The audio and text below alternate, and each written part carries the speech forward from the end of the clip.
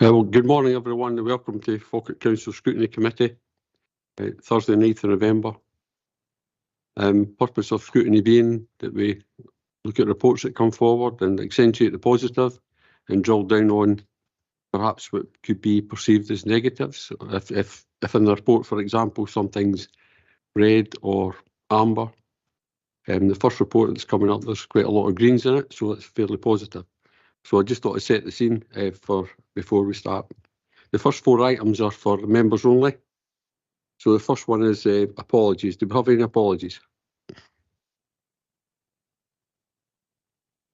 We do, Convener. We've got apologies from Councillor Anslow and Councillor Robertson. Thank you. Agenda item 2, declarations of interest. Members should declare any financial and non-financial interest they have in any item of business at the meeting, identifying the relevant agenda item and the nature of interest. Do we have any declarations of interest? No. Agenda item 3, the minute of the meeting of Scrutiny Committee held on 7th September 2023 is pages 2 to 10 on your agenda. Can we agree the minute? Agreed. Agreed. Thank you. Any matters arising from that minute?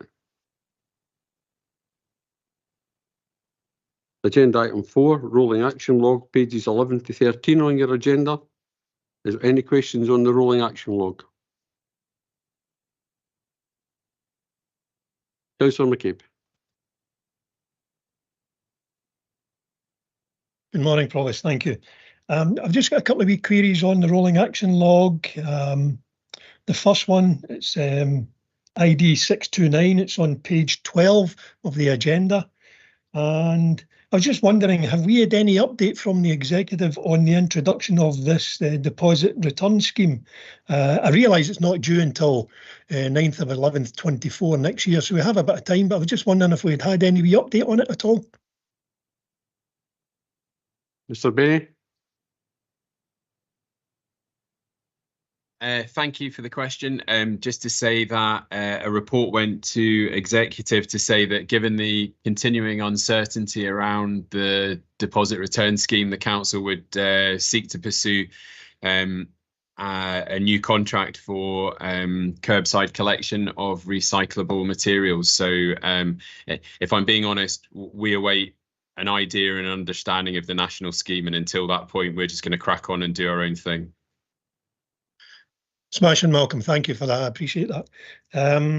Second question, Provost, ID 643. It's on page 13, I believe. Yeah. The Scrutiny in the past has asked for some reports to come to the Scrutiny Committee. I'm thinking of contact call centre. Of requested reports on roads and report on building maintenance. I see that this report was due to come, the roads report, roads maintenance was due to come to this meeting, and it's not come to this meeting. That's a wee bit disappointing. Is there any real reason for that? And can we try and ensure that, you know, when we do ask for these reports and for specific dates, that they do actually come in front of us? It's a wee bit of lag, I feel, that we could maybe be tightening up on. Thanks, Provost. Mr. Benny. Thanks again for the question. My understanding in this particular case is that obviously Falkirk's suffered a couple of significant storms in recent weeks, and the roads teams have been working really hard to try and mitigate against those, and that's taken up some capacity. The report is still scheduled to come next month, so I'm hoping that the Scrutiny Committee won't be too inconvenienced, and officers do take these reports seriously, and you know, apologies for not managing to make the deadline for this meeting. Thanks again, Malcolm. I appreciate the answer. The only real question I have about that is that later on we actually talk about the percentage of carriageway length for maintenance, you know, and there are questions on roads which are coming up even within this report. So it would have been handy to have actually had the report from the roads team. But I do appreciate, you know, we have had some significant weather impacts. So thank you, Provost. I appreciate that. Thanks very much, Councillor McCabe. The next section is on service performance, and we'll go over to Mr. Perry to explain that. Thank you, Convener. It's just simply to say that at this part of the meeting, the reports that fall under service performance, which are the mid-year council plan performance report and local government in Scotland overview, are open not just to members of the committee, but all members of the council are entitled to participate in the discussions on these reports. And I see that we've got Councillor Garner, Councillor Murtagh and Councillor Spears joining us. So during the discussion, they have the opportunity to ask questions if they so wish. Okay, thank you. So this one, Agenda Item 5, mid-year council performance plan.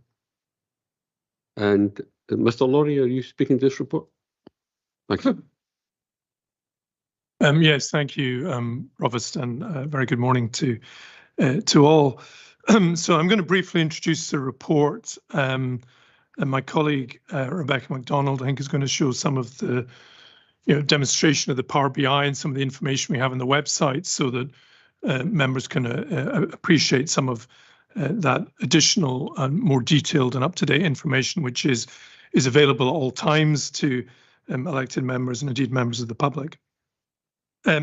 So this report is the mid-year public performance report for 23-24. It's the second of these reports since the approval of the first iteration of the council plan in September of last year, and therefore it concludes the reporting on year one of the council plan. But what it also does, Provost, it looks forward to year two of the recently approved refresh of the council plan and details some of the additional performance information and results that we've selected from the local government benchmarking framework as part of that refresh of the council plan, to give a broader range of indicators with which we monitor the work that we're doing. So councils have a duty under the Local Government in Scotland Act 2003 to publicly report their performance in delivering services. This report is part of the council's compliance with that requirement. And as Appendix 2 to the report, you'll see a document called Falkirk Performs, which is also on the council's website. And this really sets out the approach that we're taking as a council to ensure that we have a robust and satisfactory approach to performance monitoring, performance measurement, and ensuring that we're delivering against what's set out in the council plan. And we do that through a combination of both local performance measures and measures selected from the local government benchmarking framework. What I would say is that as an organisation, I think it's really important that we have a good grip of performance, both in absolute terms, in terms of delivery against our own plans, but also in relative terms, which is where the benchmarking framework comes in. We can judge what our performance is like against other councils, and particularly other councils that have similar characteristics to our own. And members will be aware that when we had the best value review in January 2022, there were some issues and points made in that report in relation to our performance reporting arrangements. And what I think is pleasing now, and this was reflected in the annual audit report that came before the Audit Committee on Monday of this week, and all members will see that when it comes to the full council in December, is that Audit Scotland have clearly identified that our reporting arrangements have improved, and there's a really clear link to show our performance against the council plan. I think having gratefully accepted that accolade. My own view, Provost, is this is still work in progress, and maybe it will always be work in progress because there will always be issues that we wish to improve on. There will always be issues that require us to look in more detail at our performance and the impact of our performance. And what I said, I think, at the previous scrutiny committee, which I would repeat now, is that elected member scrutiny is a really important part of that, in terms of, you know, questioning and challenging and identifying issues which are of importance to you in the report, and seeking clarity from officers about the progress that's being made.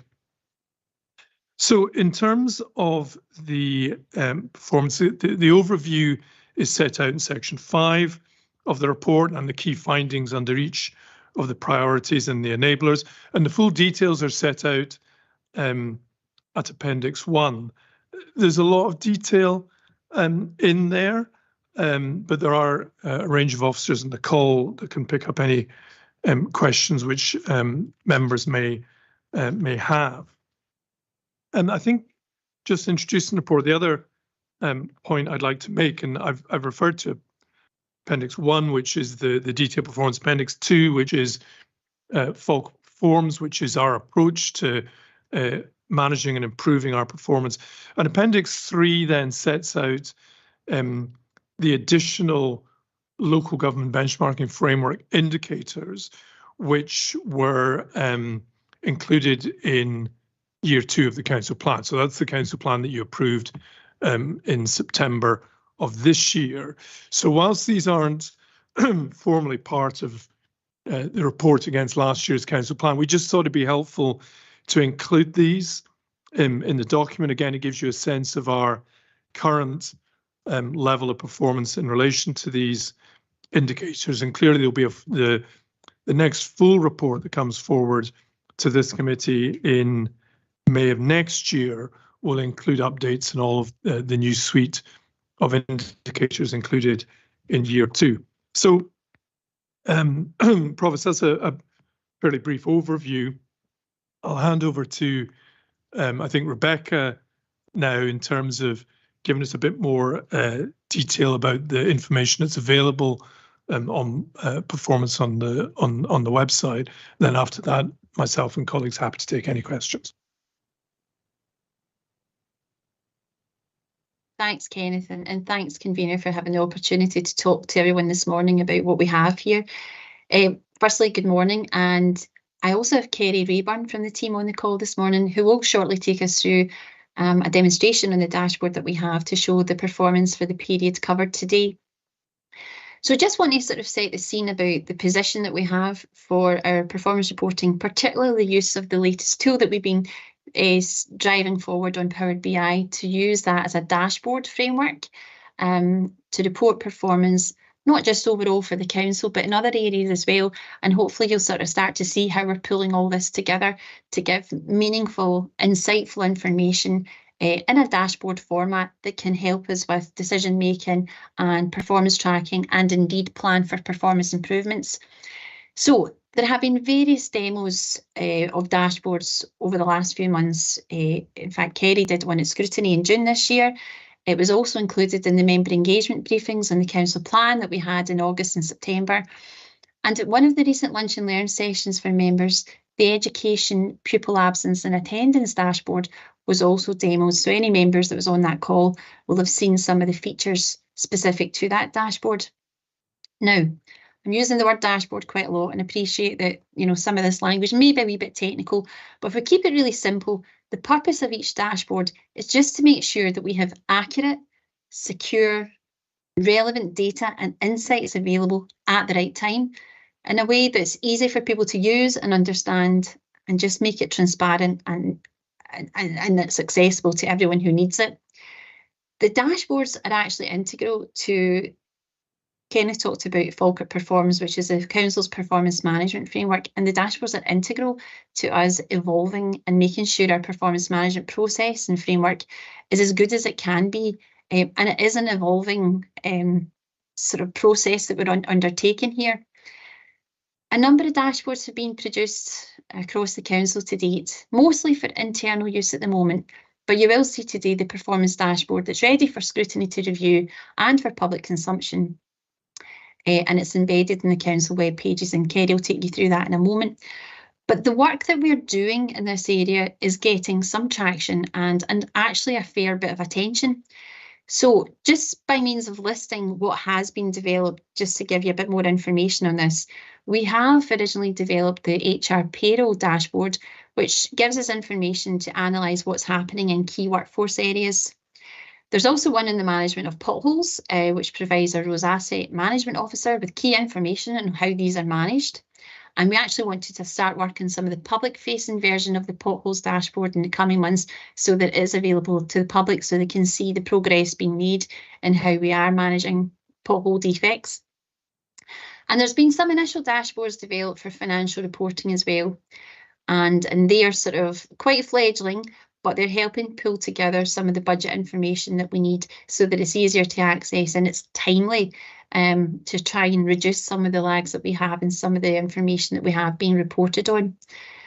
But most recently, I talked about the lunch and learn sessions, and recently we've had an education dashboard that's been developed, and that's to support the analysis on pupil absence and attendance. And that's really been key to some of the head teachers using this tool to understand the patterns emerging right across every school in the council, to allow them to take action and figure out, you know, what needs to be done to support our children and young people to be at school and enhance their learning journeys. So that's just a kind of brief list and summary of the dashboards that are currently in play. And there's more work to be done on all of this. And whilst the tools will help us drive performance and service improvements, they will also help create operational efficiencies. And probably one of the stark examples that I have of this is that when we implemented the education dashboard with head teachers, one of the head teachers actually said it used to take her 50 hours to create a spreadsheet with the management information needed to analyse pupil absence and attendance, and now she can access it in an instant on the dashboard. So those operational efficiencies, well, it might not be 50 hours across the board for every person that uses it.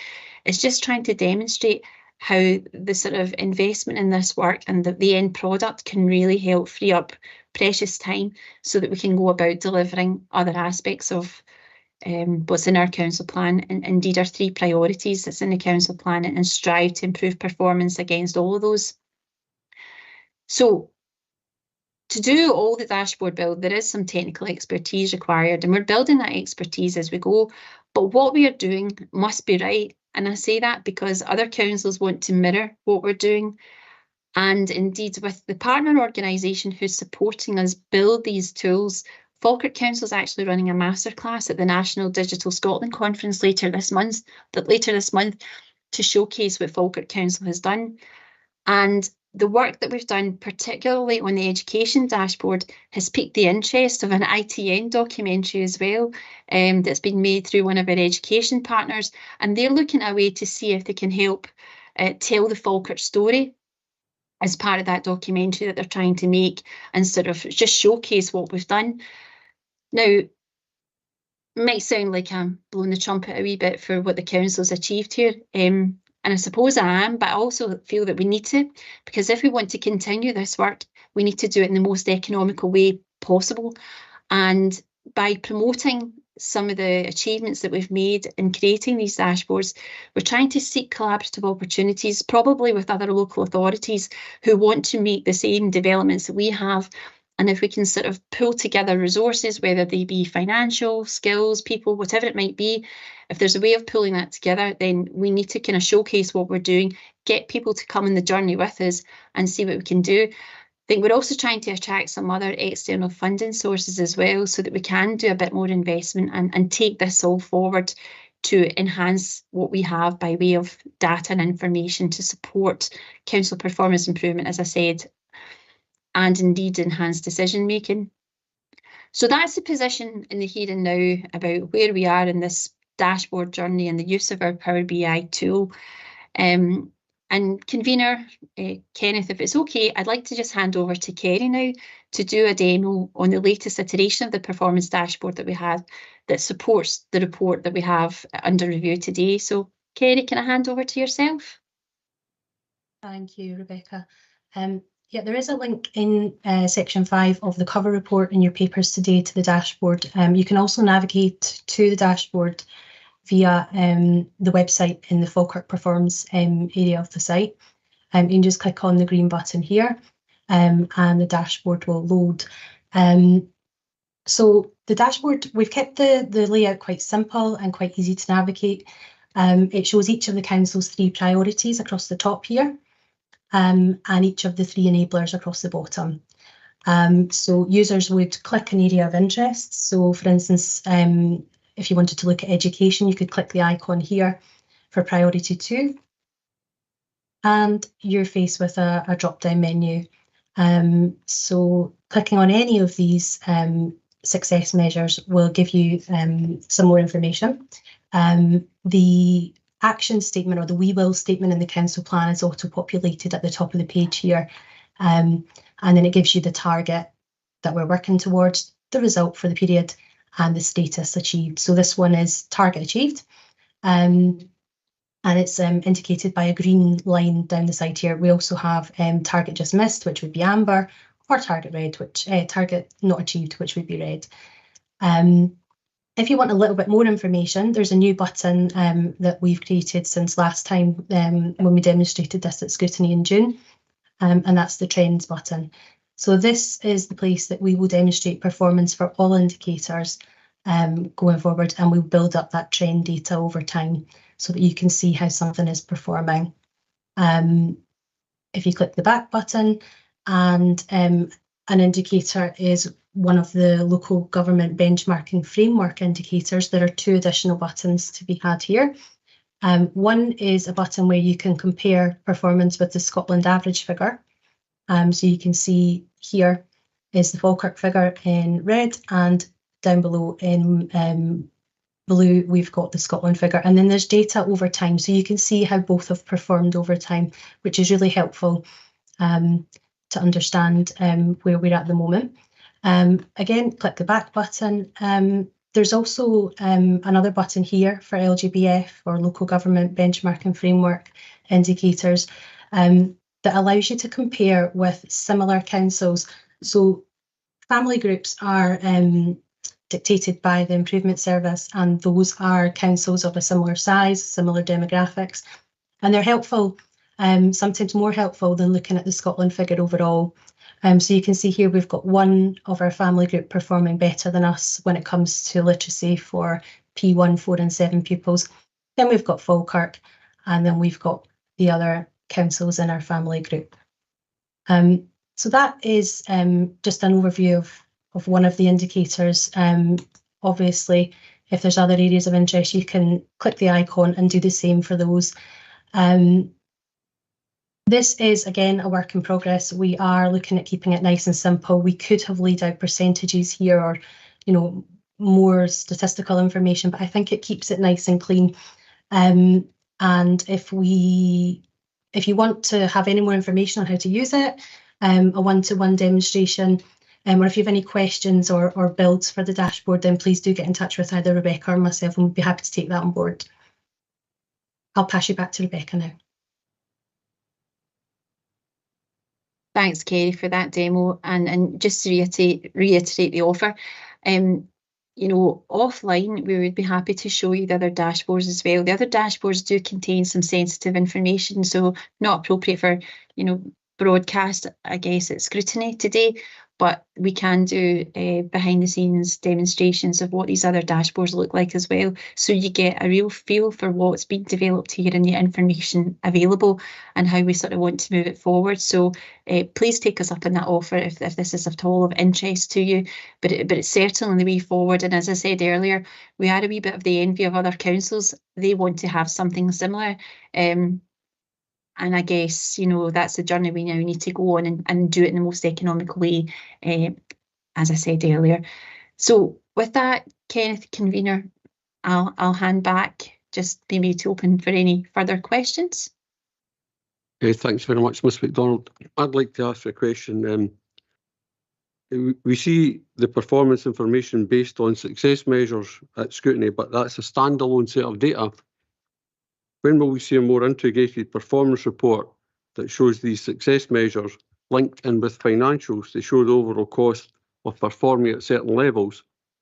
And is this something that Power BI dashboard might be able to do? And could it also cross-reference areas such as staff absence so that we see the levels and costs such as overtime being used to support performance? Convener, I'm happy to come in there. When I was listing the dashboards that we currently have available and in production and in use by managers across the council, the end game, I suppose, is to do exactly what you described there. So we have the HR and payroll workforce dashboard, which gives us insights about staff absence levels and sort of trends emerging across our workforce. We have the fledgling finance dashboards as well. We clearly have the performance dashboards in play, and the end game of all of this is to trying to sort of pull all that information together so that you know, as an officer in the council, for example, as a manager in the council, I can see the component parts of what my service is trying to drive. So me as a service manager, I would be able to see my own workforce trends. I would be able to see the cost of those trends in the financial piece of the dashboard and how that's impacting my performance levels. Similarly, you know, a road service manager would see something similar. They would see the kind of workforce trends emerging, the appropriate financials around all of that in terms of, you know, what's the cost of absenteeism, the cost of maybe commissioning work, and how that's affecting performance levels. And so what we need to try and build behind the scenes, and it does take a bit of technical expertise, is to show that integrated, all these pieces of manager information coming together so that a manager can drill down and say, well, actually, you know, on a given week, my absence levels might be X in terms of staff absence, but what's that costing me? And help me make good decisions about, you know, do I need to put on overtime to actually make sure our performance remains steady, or take some other course of action? But you're giving them those insights, that information, and the ability to make good business decisions to support service delivery as we move forward. So we need to sort of adopt or figure out the timeline to get that integrated piece established. It's a wee bit technical, but that's why we're starting the showcasing, I suppose, of what we have on offer just now, to see, is there any other expertise out there in this kind of Scottish landscape, whether it's authorities or other digitally inclined organisations that could perhaps help us kind of bring all this together. And certainly some of the partnership organisations that we're working with are really keen to help us do this. But I go back to the point I made about the economics of this. We need to do it in the most economical way and make sure we're maximising, you know, the opportunity to get a good product, but within the financial envelope that we have. So hopefully that gives some assurance, Convener, that the work is in hand. It will take a wee bit of time to pull together, but that's definitely the aspiration here. Thank you very much for that, Ms MacDonald. Very much appreciated. Before we go to Councillor Murtagh, I'll just say we've got Councillor Hannah here in the room. At the beginning of the session, we mentioned that those online, but just to let you know, Councillor Hannah's here in the room. So we'll go to Councillor Murtagh for if you've got a question on Power BI. Absolutely, thank you, Provost. I mean, I have to say, I find the tools extraordinarily impressive, and some of the more in-depth demos on, as you say, some of the lunch and learns we've had have been really fantastic, and it's a great tool, and I think really useful for the public as well as members to have this information. Of course, information is only as useful as the quality of it going in, and I suppose that's my question in terms of where the processes of the council can, you know, I mean, they'll be different in each of our departments, as it were, depending on the type of data that's been entered. And obviously some of the excellent demonstration of the attendance data, you know, a lot of that already, you know, from import systems that are already in place is quite straightforward, but in other areas much more difficult. So do we have a kind of standard approach policy about how we would review the quality of that information going in, or is it down to the different kind of audit processes, you know, from a sort of subject by subject area? Can you kind of explain a bit about how we assure the quality of the data going in is what we want to be, you know, confident in putting out there? Thank you. Ms MacDonald? Yeah, thanks, Convener. Thanks for the question, Councillor Martin, the opportunity to sort of talk through this a bit more. I think this is where some of the technical expertise that we need in the council is really key, because we have good information. We are data rich actually in terms of the information that we have in our systems in the council, and in some instances, you know, if we're being really honest about it, some of that information's in spreadsheets and pieces of paper. So to some extent, you know, the old Tom Peters adage that data rich, information poor, that's what we really kind of need to tighten up on. And as we've developed these dashboards, part of the kind of technical expertise required is to look at the system, look at the quality of the data, as you just outlined there, Councillor Marta, and think through what cleanup needs to happen to ensure the accuracy and the timely feeds from a system into the dashboard takes place, and more importantly, that it remains secure at all times and sort of doesn't go into a realm that becomes unsecure. So there's a real heightened focus on that. And if I can just maybe speak about it maybe in more plain terms. So our education core system is CMIS. Now, there are other systems, but we focus on CMIS, which has been the core system to help us develop the pupil absence and attendance dashboard that we have. Now, a lot of work went into working with CMIS partners, and indeed they have another supplier called Group Call.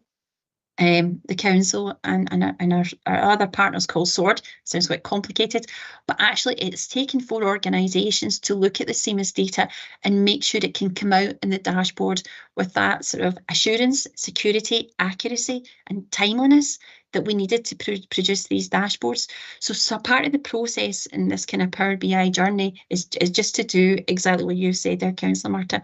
Look at what we have, make sure it's good data and sort of flow it through. I mean, recently, I guess people are saying now about data, it's like the kind of new oil, you know, but if it's unrefined, it can't really be used. And a wee bit like oil, you know, it needs to be changed into gas, plastic, chemicals to create something of value.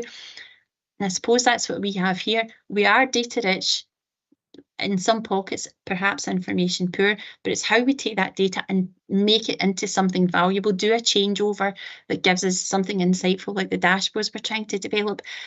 But with the CMIS example that I just said, you know, 32 councils are using that system. So we've been pioneering. We've worked with the 4 organisations to produce something. But actually, if we can hook into other councils who want to embark on a similar sort of set of processes, the kind of CMIS data structures are all sort of very similar for each council. We need that collaboration, I think, now to kind of move this to the next stage and pool resources across the 32 councils to do it, working with CMIS and giving them support nationally as well to kind of make sure this is all workable. So that's when it gets quite big, quite complex. But that's, again, go back to why we need to showcase some of the work so that we can, where there are common systems across the 32 councils, how can we bring this together? And CMIS is just an example where, you know, 32 councils use it. How do we go through that quality assurance process and create a meaningful dashboard for each council that, you know, allows the drill downs and everything else that we've got? So, Councillor Marta, did that answer?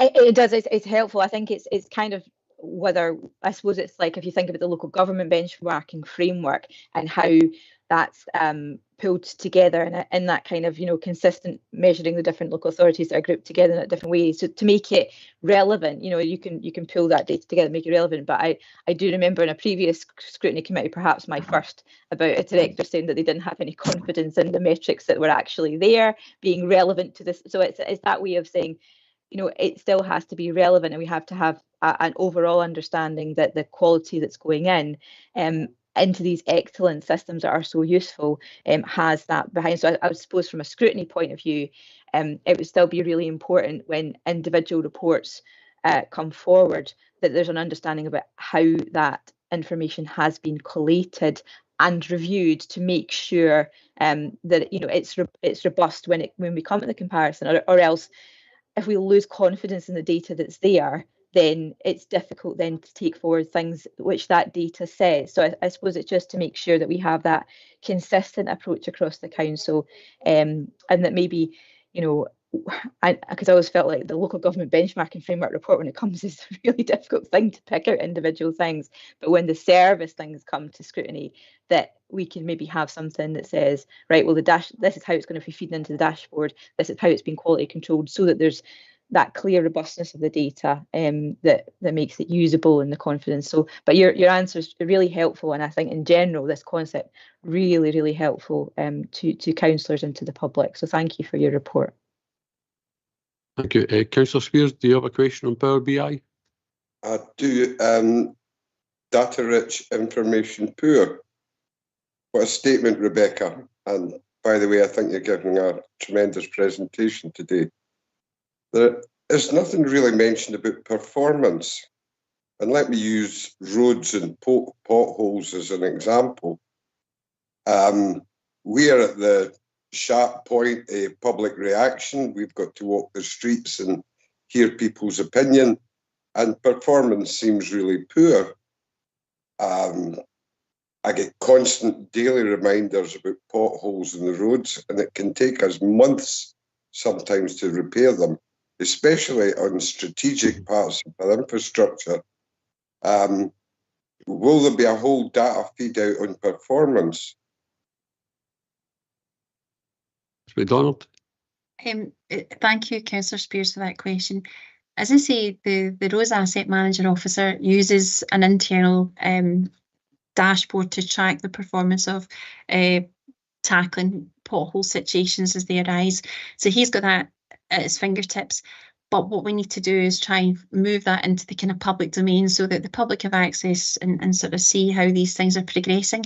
Now, that is a work in progress behind the scenes. And as I say, we can do a bit of a demo offline with members if you're interested to sort of show how the dashboard currently looks. But we do need to develop it for the public eye so that they can see progress. But I suppose the kind of more general point, I don't know, Malcolm, if you want to comment further on the sort of pothole performance per se. Mr. Berry. Thank you. I think the statistics that we get from the local government benchmarking framework outline where Falkirk sits nationally, and actually performance is relatively positive. Now, that's not to say that there are not improvements to be made made to our road network. That's always the case with all road networks across Scotland. I think it's also reflective of the fact that the council is facing budget pressures like all local authorities, and therefore there isn't a blank check that can be written to repair all the roads. It's an ongoing maintenance project, and one which I think before my time the council acknowledged and did so by needing to add additional funding to try and move the roads to an improved state. So it's an ongoing position. Always happy to speak to elected members about particular cases if they've got of a incident in the road that is taking a long time to be repaired. I'm not familiar with any of those instances. I obviously get hundreds of elected member inquiries every year, and I'm not familiar with an instance whereby a repair has stretched into that particular time frame. So always happy to talk about specifics, but in general terms, I think the guys are doing a great job given the difficult financial position that we face. But always, if elected members feel strongly that roads is an area where they would like to see investment, then that's obviously something that can be discussed as part of the budget planning process.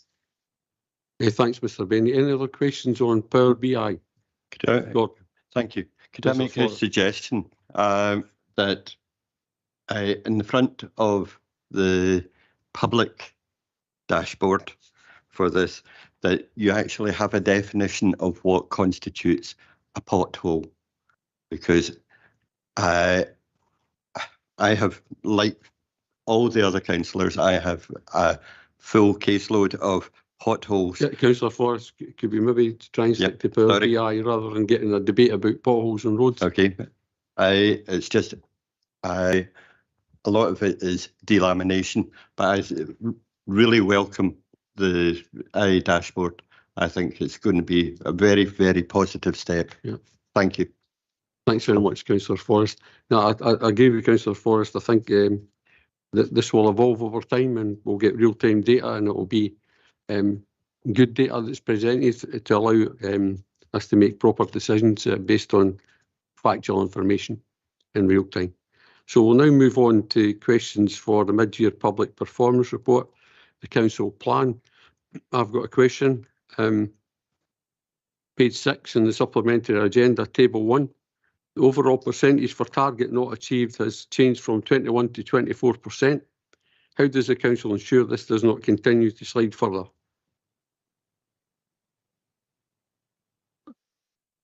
Thank you, Provost. I'll pick up on that in the first instance. Others may wish to contribute. I mean, this is a dynamic situation. I think I said in my introduction that we're probably never going to get to a position where we're satisfied with performance, because there's always more we can do and things we can do differently. I think what's important is that you look at the individual indicators that make up that 24%, and that's what tells you the story of why we're in the position that we are. And some of these indicators, there might have been external factors which have impacted on it. On others, it's simply perhaps the case that we haven't been able to progress things as fast as we thought. Our targets were perhaps over-optimistic, or it might relate to financial issues. So in a sense, I think it is good that we have that table on page 6 that sets out the overall achievement. But I think the importance lies in the individual indicators. Why is it that particular issues have taken longer, or proving more difficult or more intractable to take forward? And clearly, what we're endeavouring to do is deliver 100% against what we said we do in the corporate plan. That's always going to be an enormous challenge. I said earlier that I think it's a work in progress, but really the scrutiny at an individual level is set out in the report, enables you to understand why these percentages are as they are. Thank you. Okay, thank you. My next question on page 6, supplementary agenda page table 1. The priority supporting stronger and healthier communities is achieving 38% of targets. That's up 33% at end of year report, 1st of June. This still represents significantly fewer targets being met when compared to other priority areas. 67% promoting opportunities and educational attainment and reducing inequalities, and 64% supporting a thriving economy and green transition. Can the reasons for this be outlined, and how will this be addressed moving forward? Provost, again, I might have an initial take on that. I mean, I suppose in a way I'd refer to my previous response. So if you look at pages 15 through to 17, then that sets out the details. And of course, much of this relates to the work we're doing in taking forward our support and coordination with local organisations. So if you look at the measures where we're falling short, they relate to asset transfer, they relate to participatory budgeting, they relate to issues around about anchor organisations, and some of the challenges we have in terms of, for example, costs at leisure centres. Now, all of these things tie back to, for example, the SPR and the progress that we're making in that. So I think we've got a really clear plan ahead of us in terms of how we're going to deal with these matters. But if you want to pick up on some of these individual indicators and themes, and I'm sure that colleagues will be happy to pick up on that. But that detail sits in pages 15 to 17 of the report. Anyone like to pick up on some of the indicators?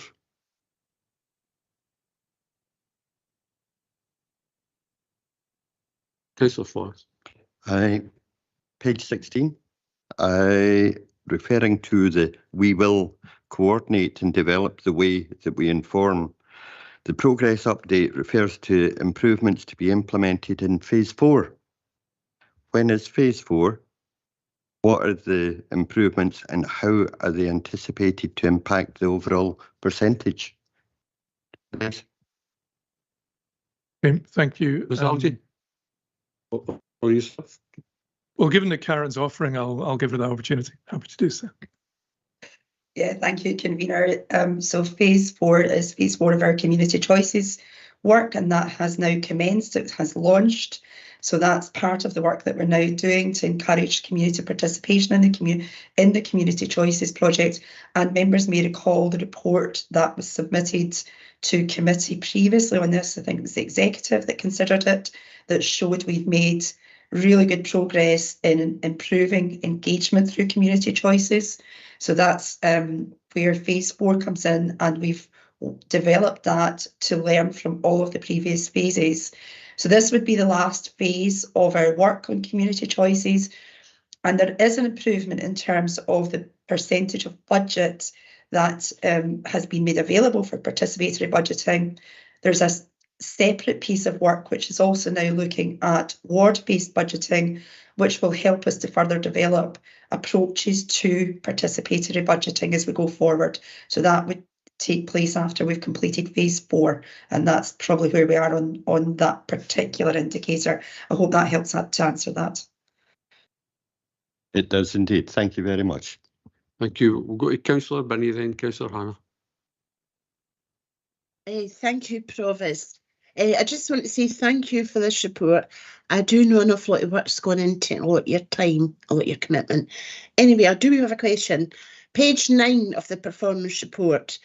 I'm really pleased to learn that there's been recent improvements to the cost of collecting council tax, and I'm sure that's due to the excellent and professional revenue staff you've got.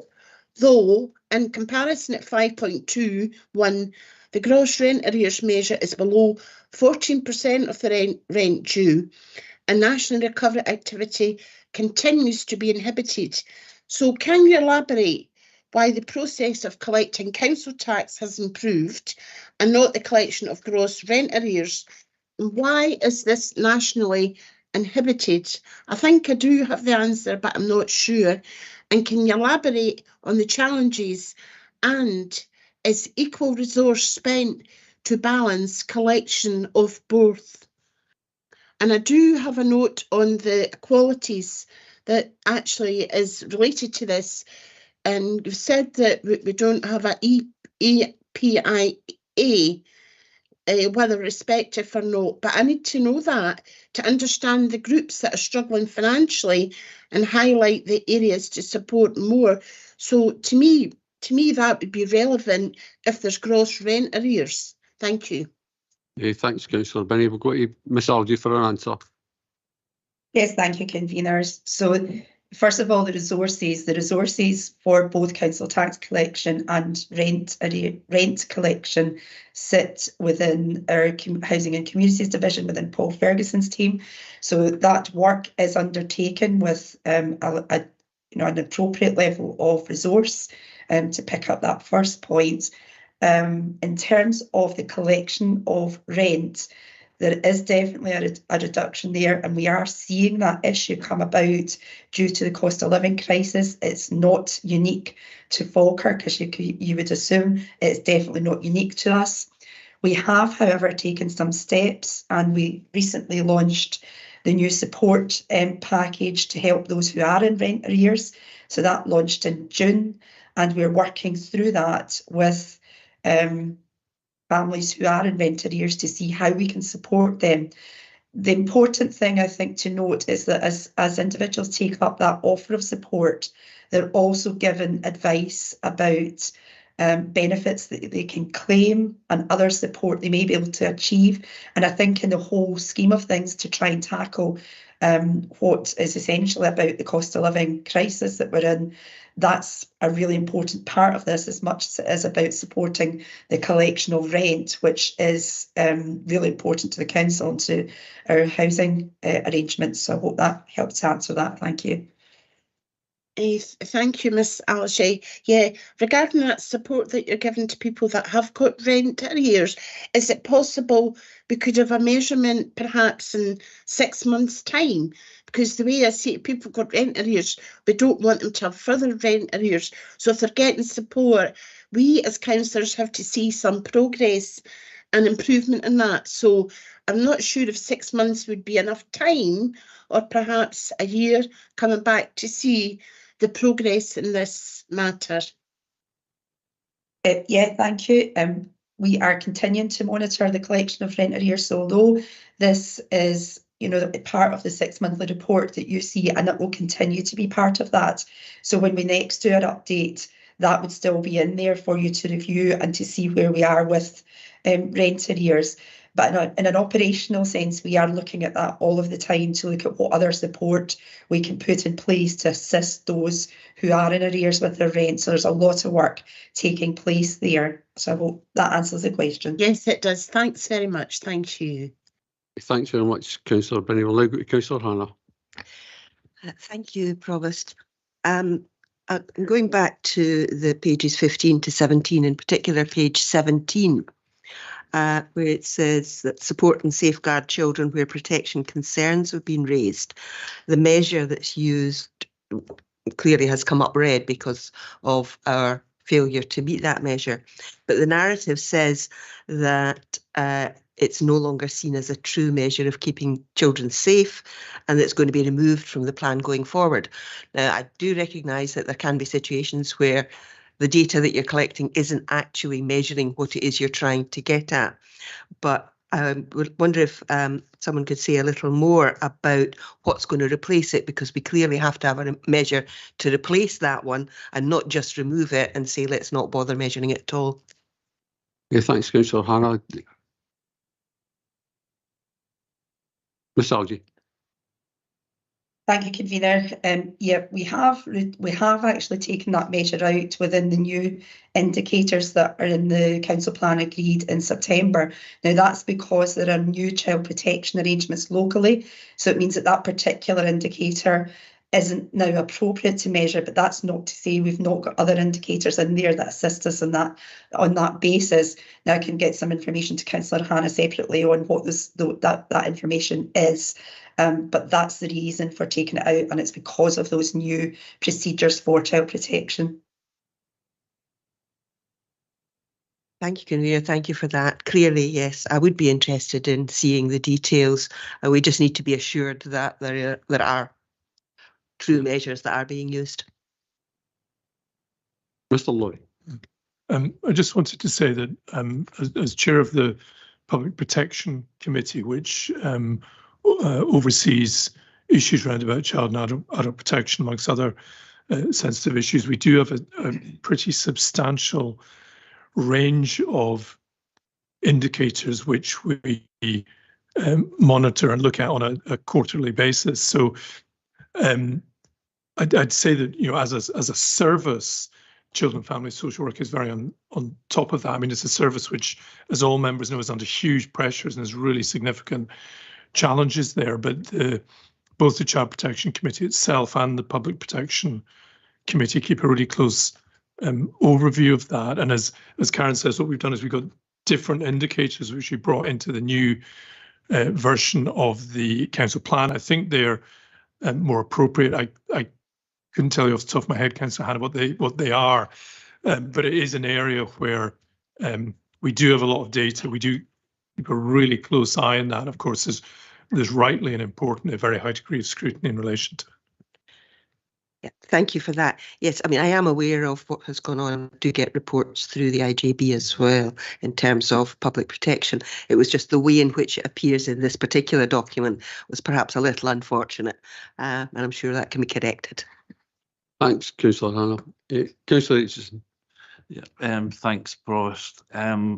This, with reference to it's the report on page 17 and 21. The report states that the cost per attendance of both libraries at £8 and 8p and sports and leisure facilities at £7 and 93p has not changed since the 22-23 end of year report. Now, if you refer back to the Scrutiny Committee minutes from 6th of June, this shows that the service manager stated that the cost per attendance of libraries and sports and leisure facilities had reduced to £6 and 49p and £6.29 respectively. So the first question, has this been an error in the report, or has the cost risen back to previous reported numbers? Mr. Gillespie. Ms. Algie. Thank you, Convener. I can certainly speak about the library costs. So no, it's not that they've gone up, and we're doing an awful lot of work to bring those costs down. Members may recall from a previous scrutiny report that costs in both libraries and leisure were particularly high following the period of COVID, and they've come down significantly following that. So there's a huge amount of work going on in both of those areas to bring the costs down. The figures are not available at this point in time just due to the nature of reporting of the LGBF indicators. So that's still about waiting for those to come out. But behind the scenes operationally, we do record those. But for the way this is reported at the moment, that particular LGBF indicator isn't available until we get the national data for it. And that's the reason you've still got the same figure in there, is my understanding of that one. Councillor Aitchison. Yeah, that's an answer, but it's not a very helpful answer, I must admit, but thank you. Second part, why is a progress update not provided for sports and leisure and library facilities on page 17 and 21? Ms Algie. Thank you, Convener. That's simply because of what I said, that the local government benchmarking framework indicators are not yet available, which is why there's no information there. If I can speak about libraries, there was an information briefing sent to all members yesterday on the progress that is being made on the back of the library's strategic plan, and that's about improving performance in libraries and reducing the costs in libraries. So that was issued to all members yesterday on that. So hopefully that provides Councillor Aitchison with information needed, but if you've got further questions, I'd be happy to pick those up out with committee if that would be of assistance. Thank you. And is there any information on sport and leisure? We've not had anything from that or regarding the figures, or is that just the same issues with that? Ms Algie. Oh, Mr Benny, apologies. Thank you. Can I understand the question? As I understand the question is why has the figure not changed? And the figure's not changed because we only get the information from the local government benchmarking framework once a year. But is there an additional question that you'd like about sport and leisure in general? Well, just there isn't any progress update or anything in the report or figures, or just basically the same answer as Karen gave? Well, as I've just explained, I can't change the figure because the figure comes out once a year.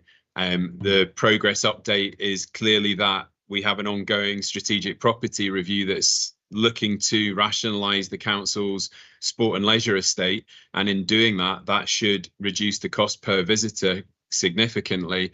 And you'll be aware also there's an elected member PDP underway, which is reviewing the sport and leisure area, which is a cross-party working group, and will engage with all those members and bring a report back to the executive with a view of what the future vision of sport and leisure provision in the Falkirk area is.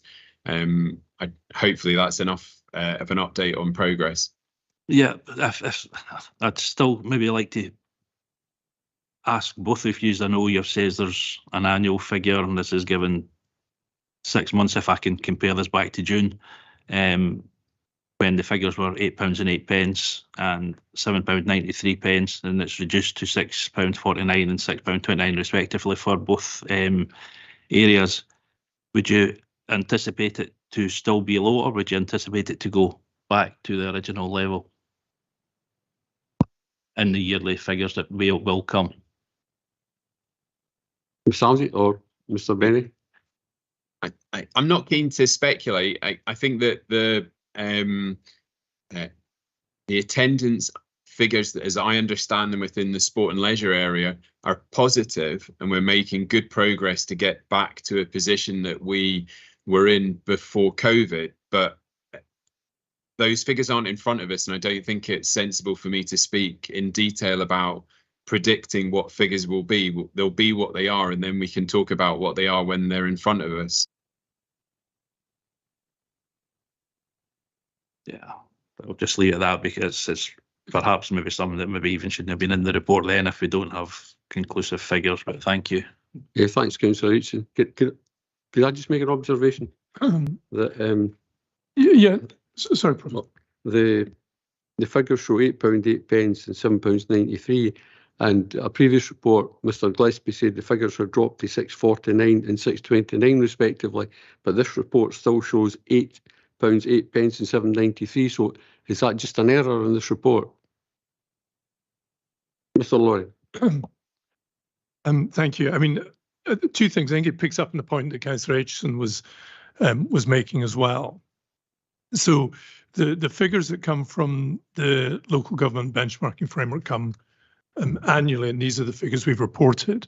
As Councillor Aitchison identified, other figures have been shared with members, and I think if my view now, looking at this report, is it would have been helpful in the progress update if we'd said that these are the LGBF figures and they're reported once a year, but we'd also reflected on other information that was perhaps available to us just to give that context. And I think that would have been helpful in picking up both on Councillor Aitchison's point and on the question you've just raised, Provost. I think that would have been helpful in giving an explanation for the figures. Thank you. Thanks, Mr Lawrie. Thanks, Councillor H. Any other questions? Councillor Forrest. Going to go back to our Director of Police Services, page 25, referring to the "we will push to become net zero by 2030.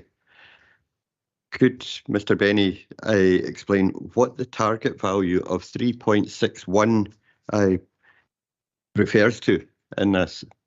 Mr Benny.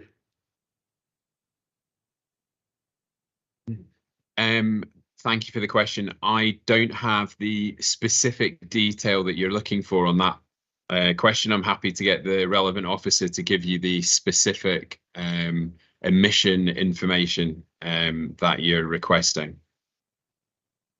Thanks, Mr Benny. Councillor Forrest. Thank you. That would be helpful, because figure without any reference is, it's no good to me, I'm afraid. So thank you. I would appreciate that. Thanks, Councillor Forrest. I think you're right. The value 3.61 is totally meaningless. So it needs to be, what's the index? What are we referring to? Any other questions? Councillor Aitchison. Yeah, probably for the Chief Executive. Why do the we wills outlined in the Falkirk performance framework not mirror that of the mid-year performance report? Examples include, but not limited to, alleviating homelessness, housing stock, and embedding equalities. Mr Lawrie.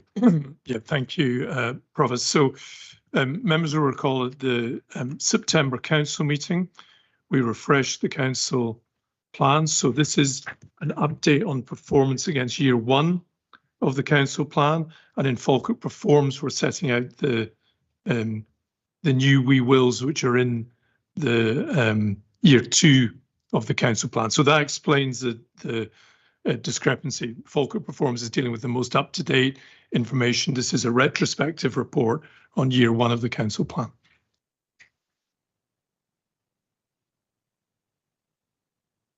Okay, I have a question.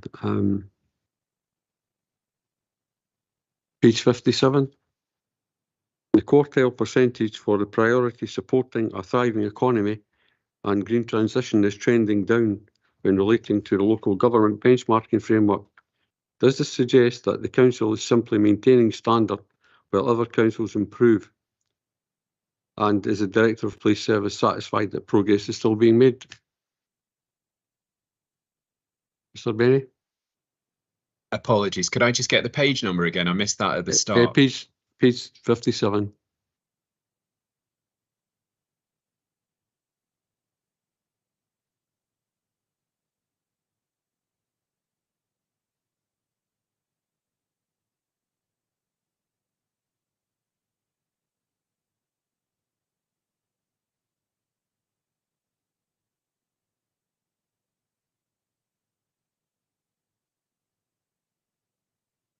Okay, so on page 57, I see three particular performance indicators. Is there one in particular that you're interested in, or is it all three?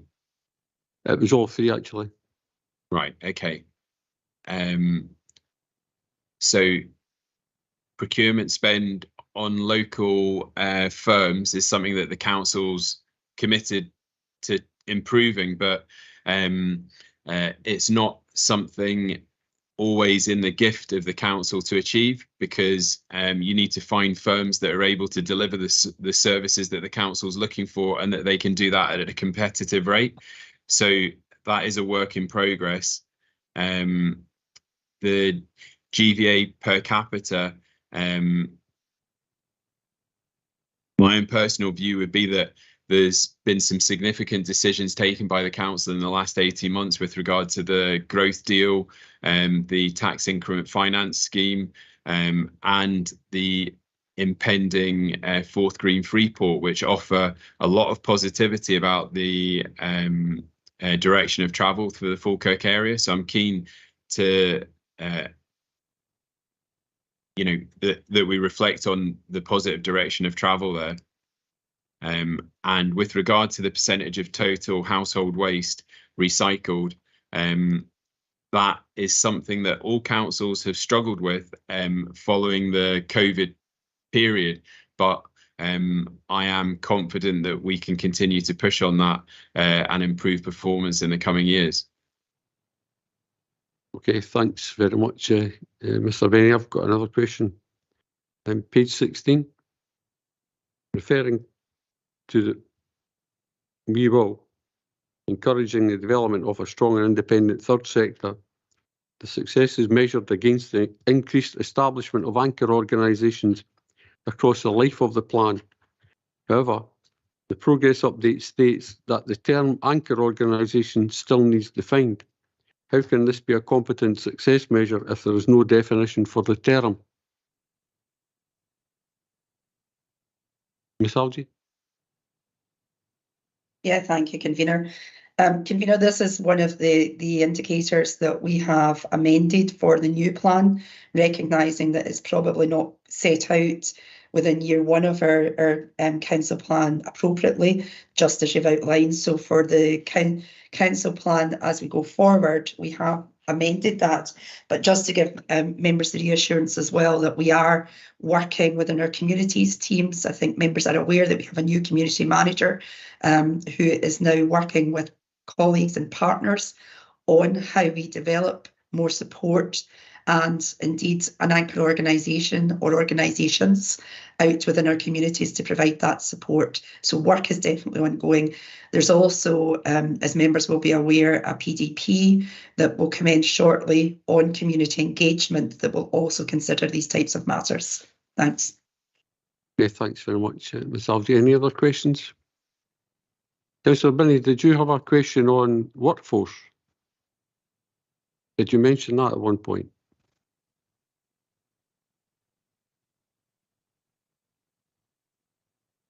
You're on mute, Councillor Binney.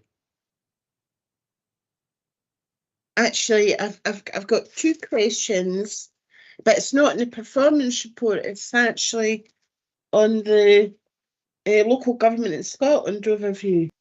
Okay, we'll save it till the local government. Right, okay, that's lovely. Any other questions?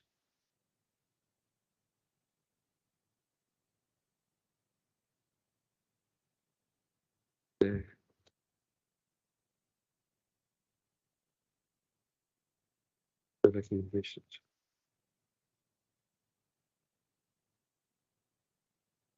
So I'll just go back to recommendations.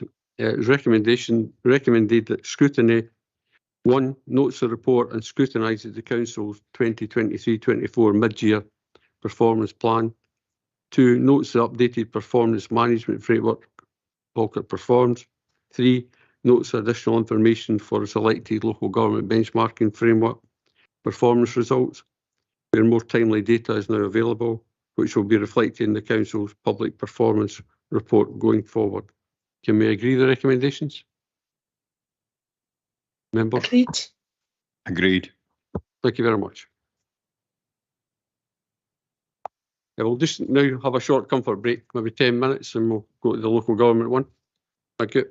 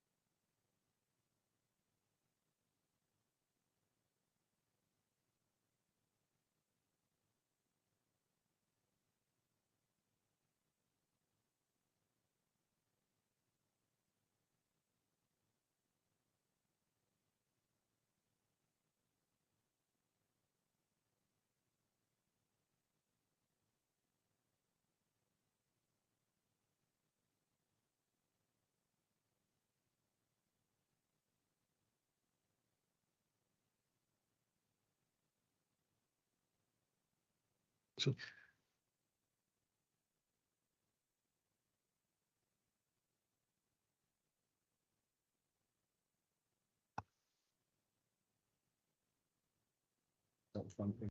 Okay, welcome back everyone. Next item on the agenda is Local Government in Scotland Overview 2023. And is it yourself, Ms MacDonald, that's going to speak to that? It is, thanks, Provost. Okay, thank you. Okay, thank you. So everyone, this is an annual report that covers the key messages identified by the Accounts Commission in the Local Government in Scotland Overview 2023 reports. And the whole report is available in Appendix 1 for reference. There is also an Appendix 2 in the papers today, which provides summary information as to how Falkirk Council is responding to the national messages noted by the Accounts Commission in that Appendix 1 paper. So I will try to keep this overview brief, because really the brief is well documented in what's been reported today. Section 4 of the cover report outlines the Accounts Commission report, the fact that it was published in May this year by Audit Scotland, and that it is the third in a series of reports that reflects on the impact of the COVID-19 pandemic. The report is non-council specific, but looks across the local government sector and reports key messages and recommendations which councils should be assessing themselves against. Section 5 of the cover report presents a summary of these key messages and recommendations for councils, which cover a range of themes from finance and resources, community needs and inequalities, collaboration in the context of councils working more collaboratively with local partners, communities and third sector, leadership, and also recognising the increasing workforce challenges faced by local authority. So those themes are documented. And whilst the scale and impact of the challenges set out in the key messages are significant, collectively within Falkirk Council, there has been an acute awareness of all of these, and work is underway to mitigate, where possible, any risk that these pose to council service provision. So Appendix 2, as mentioned, provides a summary of the collective work that is underway across the council, and I would draw members' attention to the last column in the appendix that shows a compilation of some of the key initiatives instigated across the council to mitigate against the challenges identified by the council, the Accounts Commission. Now, I would say that many of the initiatives listed here have featured in recent reports to members, and in particular, the activities recently reported as part of the set of reports considered by Council in September this year, and that was the refresh of the Council Plan, the Financial Strategy and the Workforce Strategy. So hopefully as members read that last column in Appendix 2, there is a familiarity of the work being undertaken and it has been reported through past reports. And so whilst collectively this is a snapshot of the here and now, I think it's, there needs to be a continued steadfast focus on the challenges that have been reported by the Accounts Commission in this report. And we need as a council to think through how this will be woven into the delivery of the council's key strategic plans in the year ahead and beyond, and in particular the work referenced in the Council Plan, Financial Strategy and the Workforce Strategy. So, as I said at the start, a brief overview. The brief is in the Appendix 1 reported by Audit Scotland. And I think, Convener, I'll just return to the recommendations in the report, which are to note the key messages set out in the Accounts Commission Local Government in Scotland Overview 2023 report, and note that Falkirk Council already has a range of plans and actions in place which are working towards addressing the key initiatives identified in the report. So with that, Convener, I'll finish there, and along with colleagues from services, be open to taking questions. Thank you. Yes, thanks very much, Ms MacDonald. So before we go to questions, I'd just like to say the council does face challenging financial times, and we have done for the past 10 years. And the next 5 years, going to see £64 million worth of savings to be achieved. So it's a difficult time, and it puts a lot of strain on the council. And the recent announcement of the council tax freeze doesn't help things either. So my first question is on page 24, financial and resources. The report outlines the need to make difficult choices on spending priorities and service provision. This is a message that is continually relayed to members. Is the Chief Executive satisfied that the Council can make these difficult choices? Mr Lorry.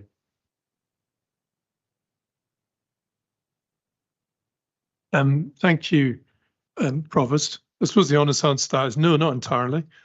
I think you've said there's an enormous challenge. There is a significant financial gap. The financial strategy which members received in September set out the options, the ways of bridging that gap. So council tax, increased fees and charges, savings. These are the three permanent routes to dealing with the gap. And then we have service concessions available to us, which can enable us to delay difficult decisions, but they don't enable us to not make these decisions because they simply, if we spend them, they're gone. So, I mean, this is something which discussion is ongoing. There's been some discussion about the financial strategy group about this, and I think what's really important in terms of next steps. So, I think as officers, we're really clear about the challenge and the kind of decisions that implies. I think as members, you're very clear about the overview of that position and the options that are available to you. But I think the next step for us is kind of working out more of that detail. So, for example, we've articulated I think it's about 34 million of cuts might look like. What will the additional 30 million or so we need to find? What would that look like? And so that members can then begin to get into that space about taking decisions about whether it's council tax increases, whether it's the use of savings. And I think the other thing alongside that is we talk about the potential use of service concessions for investing in our communities. So if we don't use them to temporarily plug the budget gap, then there's an opportunity to invest in our communities. But that means we need to take some of the really difficult budget or council tax decisions at an earlier point. And that was the challenge that was set out in the September financial strategy report. It's still the challenge that we face now, and it's going to require, as I said elsewhere in the report from the Accounts Commission, we're going to have that, robust leadership across officers and elected members in order to take these kinds of decisions that are ahead of us. So I think as a council, we've been really clear about the routes available to us to deal with this challenge, but we still need to fully engage in that challenge and take these difficult decisions. And as you say, Provost, the imposition of a 1-year council tax freeze reduces the flexibilities available to us during that first year. So it adds to the challenge. So I forget precisely what your question was, Provost, my apologies. But in terms of am I satisfied we're doing everything we need to do, then no, not yet. We're clear about the challenge, but we've not yet fully scoped the solution.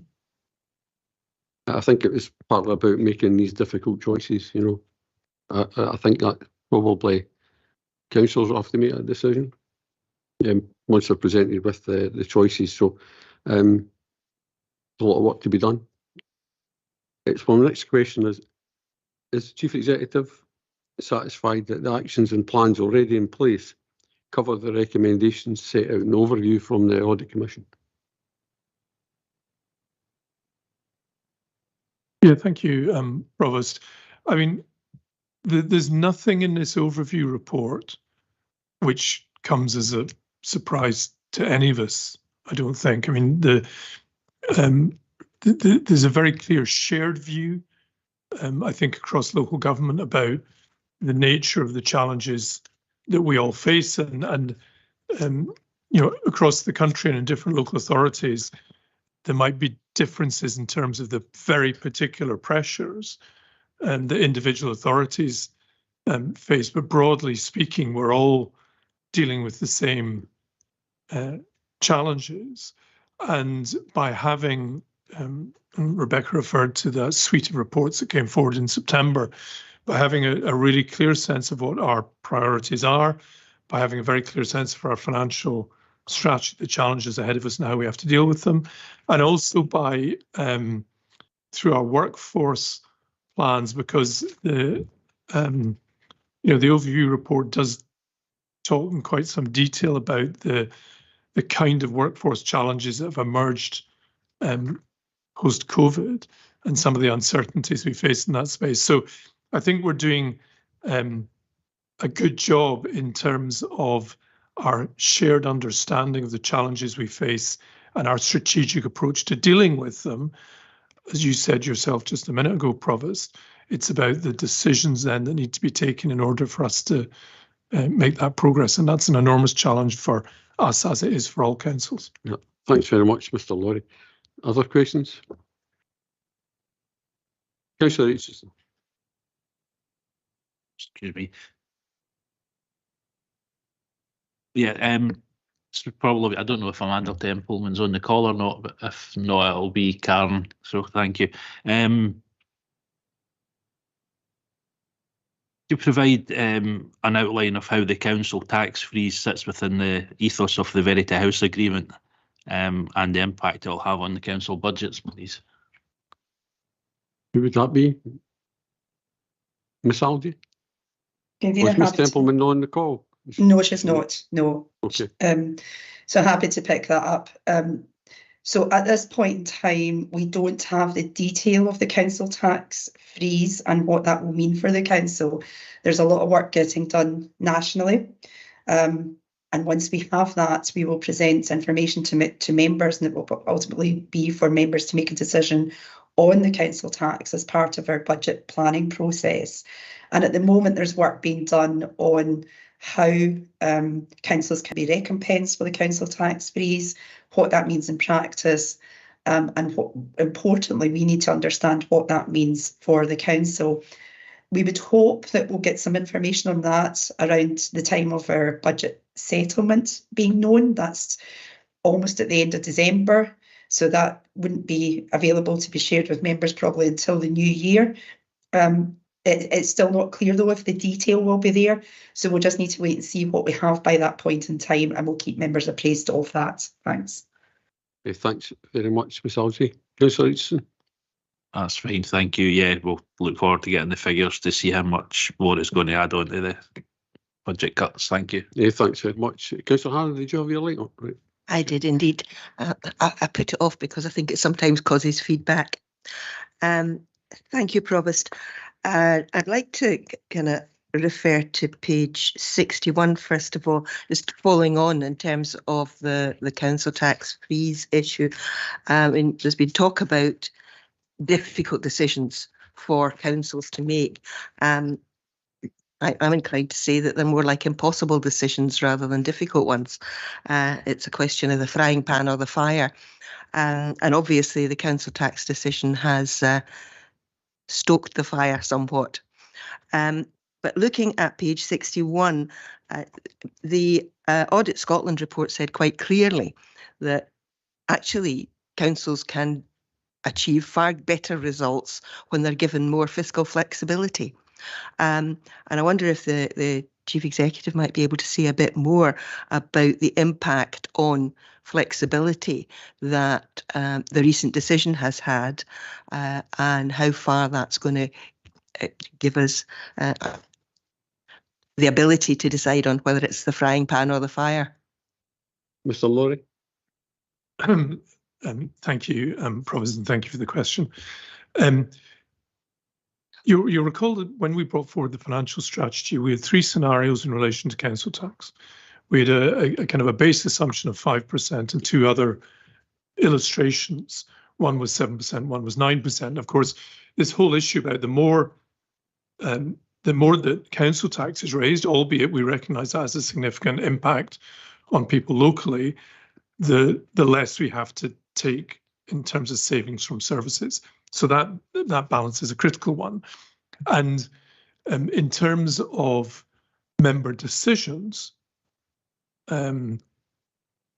that's a really important thing for you to be able to make a judgment about where that balance should correctly lie for this council, and particularly given this is a council which historically and indeed currently has low levels of council tax relative to others. So, and this picks up on Karen's point, what we don't know yet is what the compensating figure is going to be. So I think previously when there was a council tax freeze, the compensated figure tended to be 3%. Mm-hmm. So that's below any of the scenarios which we've set out. The average council tax rise last year was, I think, round about 5.25%. So if we get a figure which is round about that, then we're closer to the scenarios we set out in the financial strategy. But ultimately, what we're going to lose is that flexibility this year in terms of that really important element of that financial equation that we need to square. And my understanding is there will be an option for us without penalty to say that we won't take the additional monies and we'll raise the council tax by the amount that we determine ourselves instead. Now that would be, I think that would be a very difficult decision for members, but presumably it would depend on the compensatory figure that the government offered, and it's a matter for the council ultimately to decide. Councillor Aitchison talked about whether the council tax freeze sat within the spirit of the Verity House agreement. I mean, the answer to that is no. And to be fair, right across COSLA, every party represented there is clear on that view, because the Verity House agreement talks about local by default, and local by default means that decisions are being taken locally on the best allocation of funding, and loss of flexibilities, the fact of ring fencing, and we've talked about previously at various committees about particular examples of ring fencing which significantly reduce our flexibility.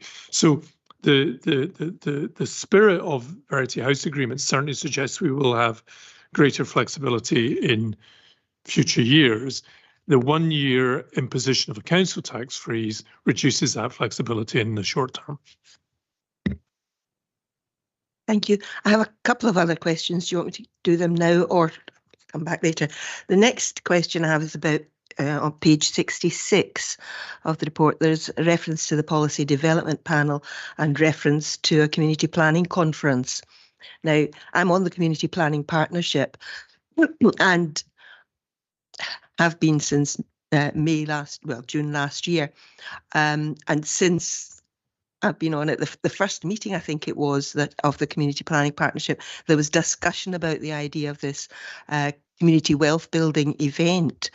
I would really like, I know this wheels of bureaucracy run slowly sometimes and other priorities get in the way, but I would like some assurance that we are going to be moving on this, because in terms of developing more community engagement, that is a very important way forward. I'd also like some assurances about the Policy Development Panel, which has also been in the sidelines for some time, because I think it's important that if we are going to improve participatory budgeting, we are able to look in a forward-looking way at community engagement. You would like to pick yourself, Mr. Laurie? I'll perhaps specifically touch on the matter of the community planning conference, and in terms of the PDP, I don't know if Brian or Karen might want to pick up on that. I think community wealth building is an important element of how we engage with and encourage locally sustainable economic development, and that's we've seen some really good examples in both south of the border and in Scotland, Preston and North Ayrshire, the two that come to mind particularly, and I think it's important we do pick up on that. And I think that our progress on that has been relatively slow. I think the idea behind the Forth Valley Community Planning Conference focused on that issue was to help accelerate that work across the Forth Valley. The only thing I would say to Councillor Hanna is if it's going to be a Forth Valley conference, then our partners in Forth Valley need to be prepared to be part of that. And it may be that at some stage we take a view that we press ahead anyway because of the issues is of importance for our communities. But it would be good to pick up on some of the expertise that lies elsewhere in taking our own work forward in relation to that. So in terms of the PDP, I think perhaps I'll pass to Karen on that. Thank you. Ms. Algie. Yes, thank you. Thank you, Convener. Happy to come in. The PDP was agreed earlier this year, and it was agreed around the same time as members also agreed to do a review of our standing orders and a PDP on sport and leisure. So there was a question posed to members around the order in which we take these to ensure that we didn't have them all running at the same time, recognising the pressure that puts on members to attend all of these as well as capacity to deliver them. So the standing orders review has now been is now up and running, and we hope that will be reporting at the end of the year to Council. The leisure PDP commenced a week ago, I think it was, and we're hoping to get the first date for the community engagement PDP in the diary before the end of the year. So I think diaries are being checked for that to happen. We've got the papers ready to commence that PDP, so that's not an issue. It's just we just need to find a date now to be able to do that, and hopefully, as I say, that will be before the end of the year. Thanks. Thank you. And just finally, I would like maybe a little more said about page 70, 69, 70, the importance of the focus on community needs and inequalities. Really pleased to see the emphasis there on taking a whole systems approach. And I was lucky enough to be able to attend the trauma briefing yesterday, as I know one or two others were. And I just want to say that I think it's really important that the whole trauma question is bedded in the whole systems approach, that we do look at all our systems and how those systems impact on people who may have been affected by trauma. It was part of the discussion yesterday, and I think it's important that we have a look at all our systems in terms of how a trauma-informed approach is put into place. And I wonder if either the Chief Executive or possibly Karen could say something more about that. Mr. Laurie. Yes, thank you. So a couple of issues there. Firstly, can I just touch on that issue about focusing on community needs and inequalities? And I think this council has been really clear that supporting those most in need, focusing on the disadvantaged and on poverty are really important. There's been a series of reports that have come forward to the executive, which have received wide support from councillors, and I think we're all grateful for the support the councillors have shown on this, on issues around about child poverty and income maximisation. Indeed, and there was a briefing issued yesterday with an update on the work on income maximisation. Some of the figures in terms of the work that's been done there, I think, is really impressive. I suppose that I'd just say in passing, and it relates back to some of our earlier conversation, that if as a council we're clearly going to focus on those that need our support most, that does have implications for areas where we're going to provide less support. And I think we just need to be really realistic about that. In terms of the trauma-informed approach, we have appointed a new trauma officer. I think it was at yesterday's event, and is bedded within the Health and Social Care partnership. I think that's really important to build an understanding across the council of what trauma-informed practice is. And I think probably in some areas, children, family, social work and within the Health and Social Care Partnership, there's a pretty good understanding of that. But I think we've got quite a bit of work to do beyond that, though I know that within housing and communities division, there's a real buy-in to that and a real focus. My sense of that is we've still got quite a lot of work to do on that. I wasn't at the briefing yesterday, so I don't know how that conversation developed. I did get some really positive feedback from those that were there. So we're kind of at a starting point in relation to that. We've made an investment and a commitment, and I think actually in terms of focusing on the most vulnerable and disadvantaged, that trauma-informed approach is a really important element of that. I don't know if Karen might want to add more to that. Okay, thanks, Mr. Laurie. Ms. Algie, would you like to add anything at all? No, I think that gives a really clear position of where we are. So nothing to add to that, Convener. Thank you. Okay, thank you. Councillor Hanley.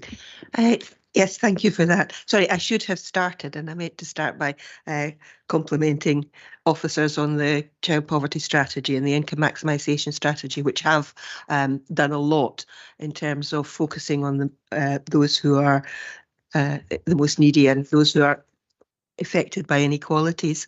In terms of the trauma-informed approach session yesterday, it was very, very valuable, and I think everybody enjoyed it.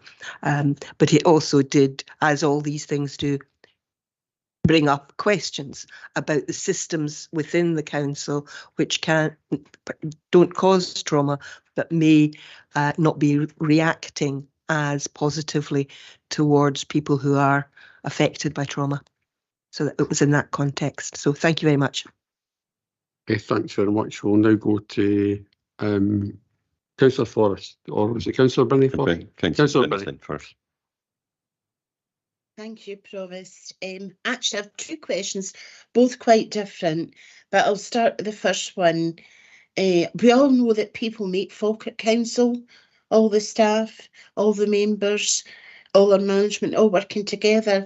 And I notice in the report on page 34, there's concerns highlighting the workforce, that is recruitment is one, and high sickness levels. I do appreciate this applies to most councils, and a lot of that is to do with the pandemic. However, I note that people are retiring early. Obviously, that's their choice. However, what can we do to encourage staff to stay on? What options can we give them? As a matter of fact, Centre for Better Ageing has says 1 million more people over the age of 65 since 2000 are continuing to work, probably for various reasons. But I know we all appreciate the wealth of experience these people have got. So how can we incentivise this group to stay on? Has any work gone into developing new initiatives regarding this, increased flexibility or deployment in a job perhaps that they might enjoy better? So I would value your response to this. Thanks. Thank you. That's my first question. Thank you, Councillor Binney. Ms. Algie? Yes, thank you, Convener. It's a really important point that Councillor Binney makes, and we do have, like all councils, and you said in your question there that you recognise this as an issue that affects all councils. We do have areas of our workforce where we do have recruitment difficulties. And I think post-COVID, we have seen a number of people making life choices that have seen them move out of the workforce, and that's entirely understandable. But as an employer, it then gives us a different problem. I think it's worth saying that we already have a number of very flexible working options for our workforce. So there's a wide range of options available for them there, including term time working, flexible hours, etc. So there's a range there that we can do for the workforce. We also obviously have a flexible retirement option, which would allow employees to stay in the workforce, but to work fewer hours or to change jobs, for example. So that's available. I think well-being plays into this, and there's a huge piece of work that we're doing at the moment in terms of how do we look after employee well-being, because that's something that if people feel fit, able, mentally well to be at work, they will continue to be at work. So it's also about that too. One of the pieces of work that we're undertaking at the moment is an employee experience survey, and that's about helping us to better understand the views of our workforce on working with the council. We've done employee surveys before, but this has been a much more in-depth survey. So we've done questionnaires before. That's always helped us, but this has also included face-to-face meetings with employees or groups of employees to try and get views and thoughts. And once we receive the results of that, which will hopefully come in a fairly detailed report to us, we would then want to sit down and come up with some actions where we can hopefully then further develop that package to ensure that our experience for employees when they work with us is the best that it can be. Thanks. Thank you for that. Back to Councillor Binney. I do have another question. I'm really pleased about that in-depth employee survey, because it is really good to hear from all the employees of Falkirk Council what they want, you know, if they want to remain in the workforce. That's fantastic. I look forward to that. I do have another question. My question is, at the 1st of June meeting of the Scrutiny External, the CFO provided an update aimed at reducing ring fencing. The overview continues to highlight disparity between the Scottish Government 7%, COSLA 65%, and Audit Scotland 23%. So it's quite confusing that. Can we have a wee bit further clarity, and can an update be provided on this? That would be really helpful for us to understand this disparity. Thank you. Thanks, Councillor Binney. Who would like to take that one? Salji? Yes, thank you for the question, Councillor Binney. So there is disparity over which of these figures is the correct one. I think we tend to use the Audit Scotland one of 23%, looking at that. But I think in response to your question, it's worth highlighting that the fiscal framework that we talked about before is looking at all of this work. So directors of finance across Scotland are involved in that work. So Amanda is involved in that work. And that is about looking at what areas are ring fenced and what other parts of the our settlements can provide that flexibility that you're talking about. That's all part of the work being done through the Verity House Agreement as well. And that is progressing. It's probably not progressed as quickly as maybe councils would have liked it to. So there's a push at the moment to try and move that on, and just to try and see some progress in that, because I think it's really important for settlements as we go forward to see progress on that. Thanks. Thanks very much. Thank you. Thank you. Councillor Forrest. Thank you. First of all, sorry, I meant to thank the officers earlier for all their hard work. They've put in a heck of a lot here. But I've got a question here that comes off of what Ms. Algie mentioned in the passing earlier. In page 63, there's an ambitious programme to implement ward-based budgeting. Can a bit more information be given about what this involves? Ms. Algie, thank you. Thank you, Convener. Yep, we are currently looking at our budgets across the council and trying to analyse how much of those budgets are spent in each of the different wards. Now, that is a significant piece of work to try and analyse that information. So we are looking at 3 pilot areas and just of functional areas within the council, and trying to do the work in there to learn from that. Once we've done that work and seen what the pros and cons of different approaches are, then we would hope to roll that out further. Ultimately, what we'd like to get to is a position where we understand within each ward how much of the different frontline budgets in particular are being spent in each of these wards. That then feeds into our participatory budgeting approach, as I mentioned earlier, because it's then about how much of these budgets are flexible and could be consulted with communities in terms of what we spend them on. But it also then helps to inform members in decision making about where we spend our budgets as we go forward as well. So that's essentially the scope of that. But happy to take any further questions on that if that doesn't answer your question, Councillor Forrest. Thanks. You said 3 pilots are going to be done first. So what are those pilot areas? I knew you were going to ask me that, so certainly one of them That was inevitable. One of them is the whole of our Housing and Communities Division, who are leading on this work, because Kenny has taken up the challenge of saying, well, if I'm going to ask others to do this, we need to look at the full Housing and Communities budget. And we are finalising the other 2 pilots at the moment, so I will get back to you on that later today, and I'll just say drop you a note with those. Thanks. But you're keeping it quiet in the meantime. Thank you. Thanks very much. Thanks, Councillor Forrest. Can I just ask, how would the consultation be done?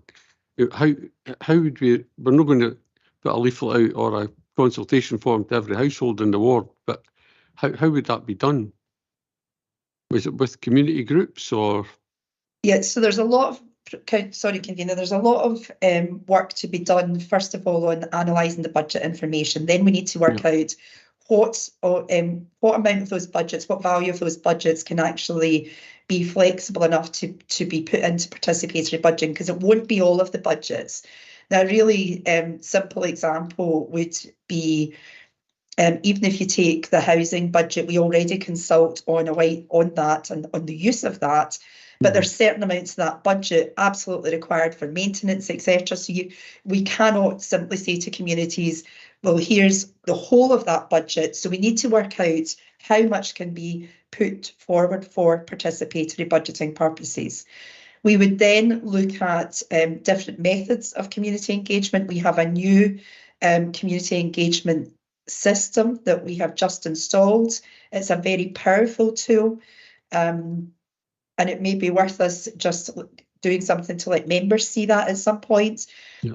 That was launched in September, and since September we've had 6,000 residents sign up for that tool, which is really positive, and we're now continuing to work to encourage further sign-ups for everyone to participate that as much as they can.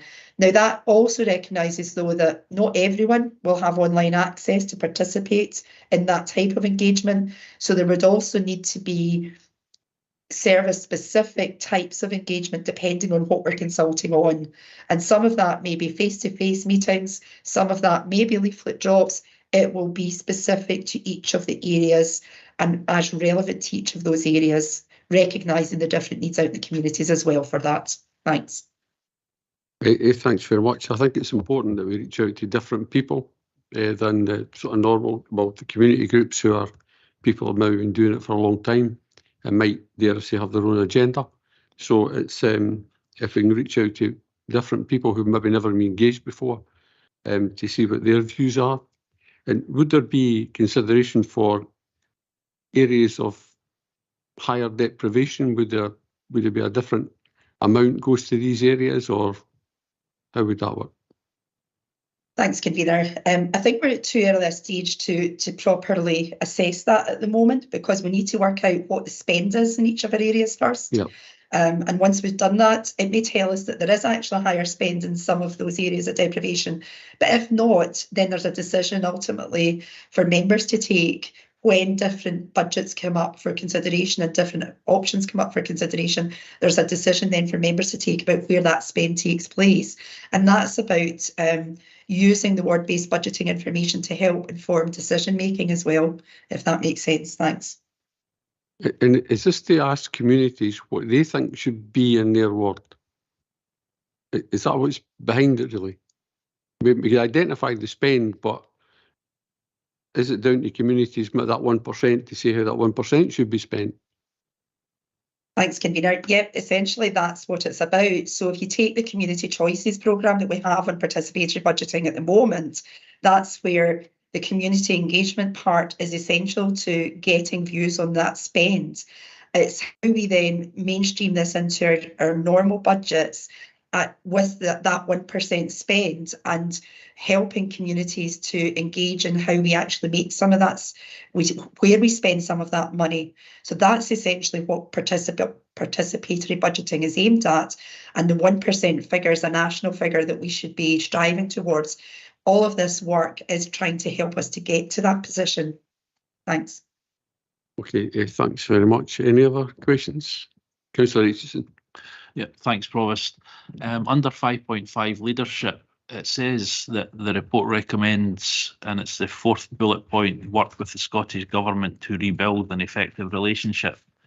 So that indicates to me that there is currently an ineffective relationship with the Scottish Government. Would that be the case, and what has been done to rebuild the relationship? Thank you. Mr. Laurie. Thank you, Provost. It's perhaps worth recalling that this report came out in advance of the Verity House agreement.